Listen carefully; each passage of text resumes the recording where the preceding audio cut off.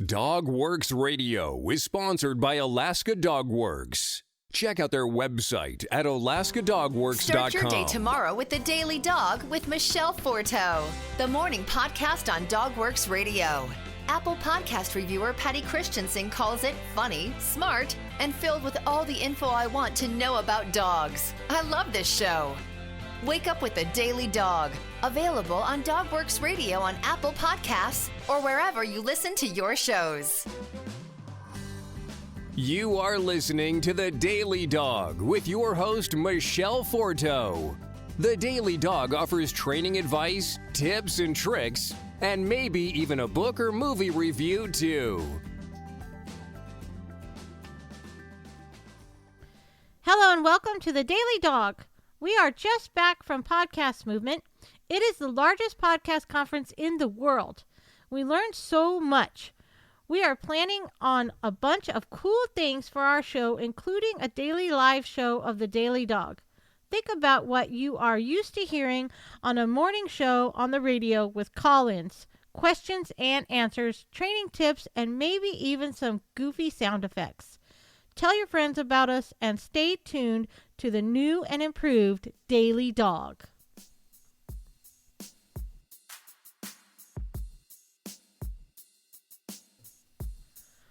On today's show, I'm going to be going over 10 of the best training tips for you and your dog. Here's a brief synopsis about what those tips are going to be later in the show. Your dog's name, decide on the house rules, set up a private den, help him relax when he comes home, teach him to come when called, reward his good behavior, take care of the jump up, and teach him on dog time. That sounds kind of interesting. Stay tuned because at the end of the show, I'm going to go more in depth into the training tips.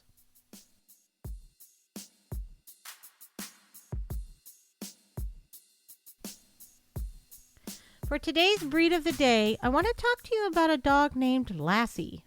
Lassie may have been a fictional character from a novel turned movie in the 1940s and later into a TV series that ran from 1954 to 1973, but to the young children that watched her adventures, she was not just Timmy's savior, but the dog all of us youngsters wished for.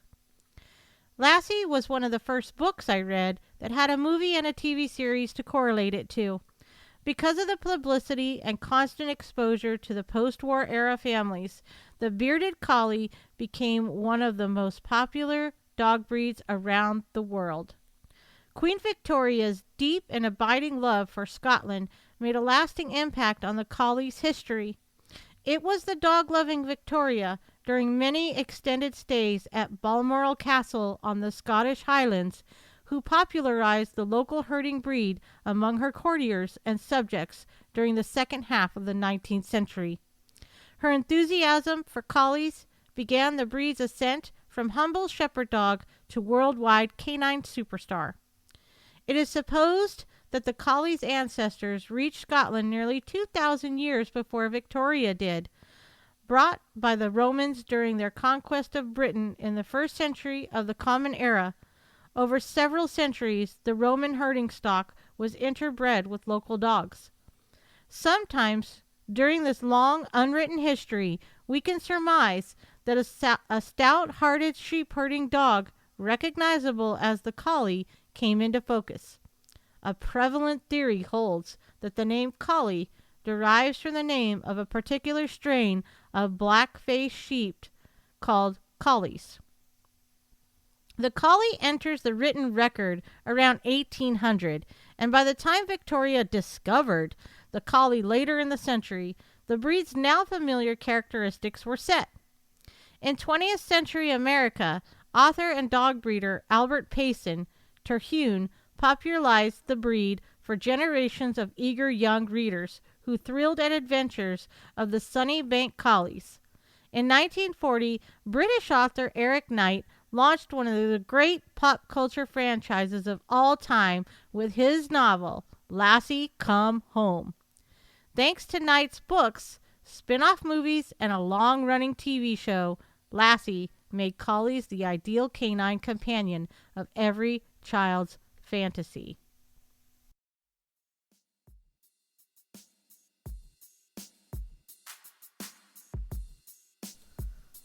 Wow, you guys, I sure have fond memories of that TV show, even though I watched a lot of them as reruns because I was born in 1972. If you have a nice story about your fond memories of Lassie come home as reading the book, or even seeing some of the old black and white TV shows, let us know about it. We'd love to hear your stories too. But remember, I talked about the 10 best training tips before on my story about Lassie.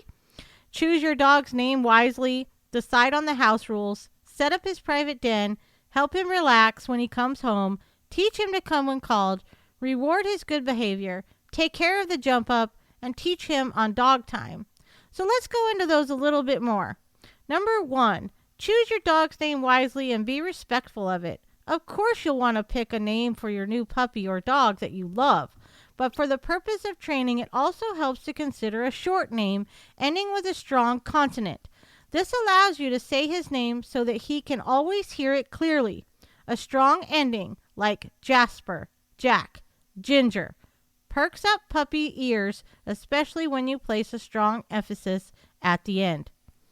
If he's an older dog, he's probably used to his name. However, changing it isn't out of the question. If he's from a shelter, they may neglect to tell you that he has a temporary name assigned to him by staff. If he's from a breeder, he'll come to you with a long name, which you may want to shorten or change. And if he's coming out of an abusive situation, a new name may represent a fresh start. But we're lucky. Dogs are extremely adaptable, and soon enough, if you use it constantly, he will respond to his new name. New name or old, as much as possible, associate it with pleasant, fun things rather than negative. The goal is for him to think of his name the same way he thinks of other great stuff in his life, like walk, cookie, or dinner. Number 2, decide on the house rules. Before he comes home, decide what he can and can't do. Is he allowed on the bed or the furniture? Are parts of the house off limits? Will he have his own chair at your dining table? If the rules are settled on early, you can avoid confusion for both of you. Number 3, set up his private den. He needs a room of his own. From the earliest possible moment, give your pup or dog his own private sleeping place that's not used by anyone else in the family or another pet. He'll benefit from short periods left alone in the comfort and safety of his den. Reward him if he remains relaxed and quiet. His den, which is often a crate, will also be a valuable tool for house training and traveling later on. Number 4, help him relax when he comes home. When your puppy gets home, give him a warm hot water bottle and put a ticking clock near his sleeping area. This imitates the heat and heartbeat of his litter mates and will soothe him in his new environment. This may even be more important for a new dog from a busy, loud shelter who's had a rough time early on. Whatever you can do to help him get comfortable in his new home will be good for both of you. Number 5, teach him to come when called. Come, Jasper, good boy. Teaching him to come is the command to be mastered first and foremost. Since he'll be coming to you, your alpha status will be reinforced. Get on his level and tell him to come using his name. When he does, make a big deal using positive reinforcement. Then try it when he's busy with something interesting. You'll really see the benefits of perfecting this command early as he gets older. Number 6, reward his good behavior. Reward your puppy or dog's good behavior with positive reinforcement. Use treats, toys, love, or heaps of praise. Let him know when he's getting it right. Likewise, never reward bad behavior. It'll only confuse him. Number 7, take care of the jump up. Puppies love to jump up in greeting. Don't reprimand him. Just ignore his behavior and wait till he settles down before giving positive reinforcement. Never encourage jumping behavior by patting or praising your dog when he is in a jumping up position. I like to always add in here, when you do reprimand a jumping up position or try to correct it, tell them to sit and show them that you prefer them to sit when they greet you instead of jumping up. Number 8, Teach him on dog time. Puppies and dogs live in the moment. 2 minutes after they've done something, it's forgotten about. When he's doing something bad, try your chosen training technique right away so he has a chance to make the association between the behavior and the correction. Consistent repetition will reinforce what he's learned. Number 9, discourage him from biting or nipping. Instead of scolding him, a great way to put off your mouthy canine is to pretend that you're in a great pain when he's biting or nipping you. He'll be so surprised he's likely to stop immediately. If this doesn't work, try trading a chew toy for your hand or pant leg. The swap trick also works when he's into your favorite shoes. He'll prefer a toy or a bone anyway. If all else fails, break up the biting behavior and then just ignore him. Number 10, end training sessions on a positive note. Excellent boy. Good job, Jasper. He's worked hard to please you throughout the training. Leave him with lots of praise, a treat, some petting, or 5 minutes of play. This guarantees he'll show up at his next class with his tail wagging, ready to work. Thanks for listening to the Daily Dog today. We hope you tune in next time. Did you know that Alaska Dog Works trains service dogs for those in need throughout North America? Each and every service dog that is trained through the Lead Dog Service Dog Program and Michele Forto and her team has an individual training plan. We train for autistic, mobility, psychiatric, and PTSD for our soldiers for service work. If you know of someone that may need a service dog, please take a moment and check out Alaska Dog Works on social media and at alaskadogworks.com.